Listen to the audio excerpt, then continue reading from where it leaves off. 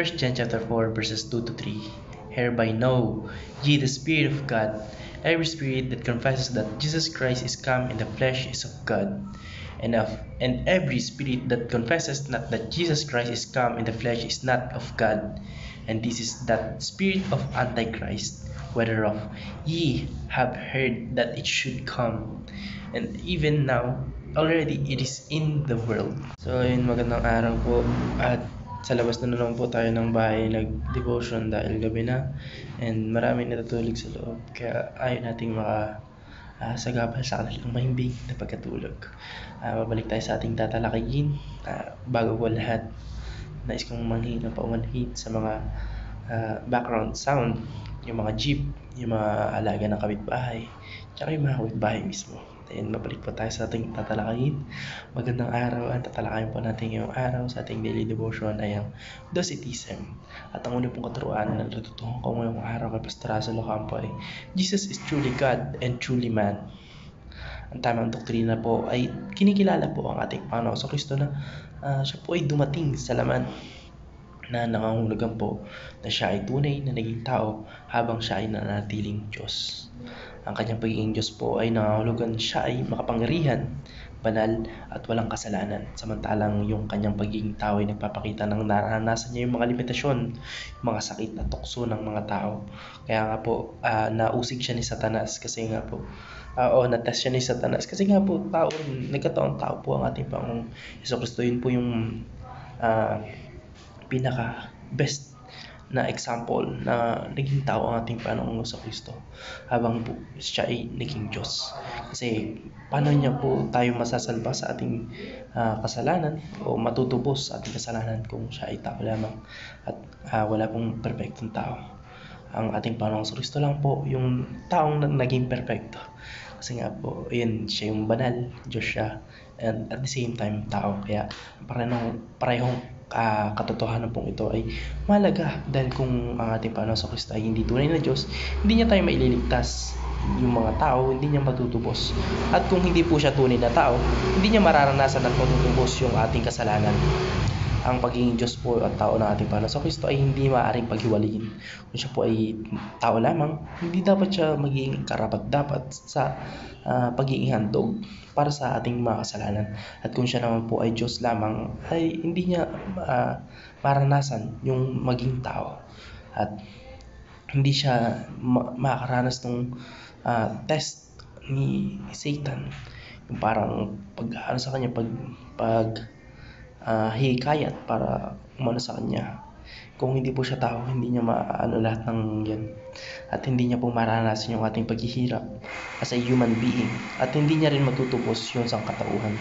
Ito po ang dahilan kung bakit yung mga tao ay hindi kumikilala sa ating Panginoon Kristo bilang nagkataong tao. Kaya po pag hindi nila kilalang Diyos ang ating Panginoon Kristo, tinatawag po sila ni Juan na may espiritu ng Antikristo dahil tinatanggi po nila yung pangunahing katotohanan ng Ebanghelyo. Kaya yun. Ang natutuhan ko naman po sa pangalawang katuruan ni Pastor Russell Ocampo ay Jesus' divinity and humanity secure our salvation. Ang kaligtasan po nating mga tao o ng sangkatauhan ay nakasalalay sa tamang pagkilala at pagtanggap natin sa ating Panginoong Kristo bilang parehong Diyos at parehong tao. Dahil ang ating Panginoong Kristo po ay tunay na tao, siya ay naging handog na walang hudungis para sa ating mga kasalanan. Sa pamamagitan po ng kanyang sakripisyo sa krus, kanyang pinasan yung bigat ng ating mga pagkakasala at kanyang kamatayan ay naging para sa kaparusahan na dapat po ay sa atin. Siya po yung sumalo ng lahat ng kaparusahan ng tulot ng ating kasalanan.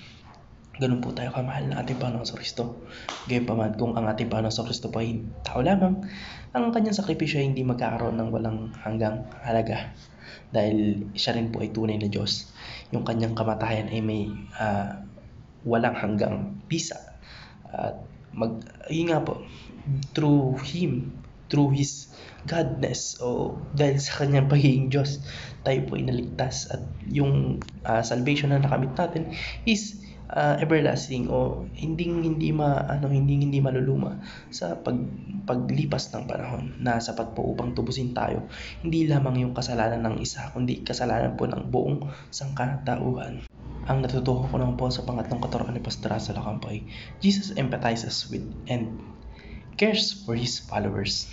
Isa po sa mga dahilan kung bakit napakahalaga ng pagkakatawang tao ng ating Panginoon Kristo ay dahil ito po ay nagpapakita ng kanyang kakayahan na makaramay sa atin bilang mga tao. Ang kanyang pakikibahagi sa ating karanasan bilang tao ay nagpapakita ng kanyang malasakit sa kanyang mga tagasunod. Hindi po siya isang malayong Diyos na walang pakialam sa ating pinagdaraanan, kundi siya po isang mapagmahal na Panginoon na nauunawaan yung ating mga hinaharap. Nang si Jesus po ay nagkatawang tao, hindi lamang niya isinakripisyo yung kanyang buhay upang tubusin tayo sa kasalanan, kundi pinakita niya rin kung paano dapat mamuhay ng may pagmamalasakit at pagmamahal sa iba. Sa tuwing tayo po ay dumaranas ng pagsubok, makakalapit tayo sa ating Panginoon Kristo ng may pagtitiwala dahil alam nating naunawaan niya tayo at meron siyang empathy, sympathy for us. Sa empathy po dahil naranasan niya as a human being nung naging tao siya dito sa mundo, ay syempre yung loob niya ay nagkakaroon ng empathy for us humans and sympathy na po dahil mahal tayo na ating Panginoong Diyos. Ayaw niyang nakakaranas tayo ng kalungkutan, bigati at kawalang hope o walang pag-asa. Yung pag-asa kawalan pag-asa ay hindi niya po hinahayaan yung mangyari kasi nga po may sympathy siya sa atin. Kaya yun nga po, makakalapit po tayo sa ating Panginoon Kristo na may pagtitiwala kasi alam natin na nauunawaan niya yung ating sitwasyon at pinagdadaanan. Yun lang po. Maraming salamat and God bless. Amen.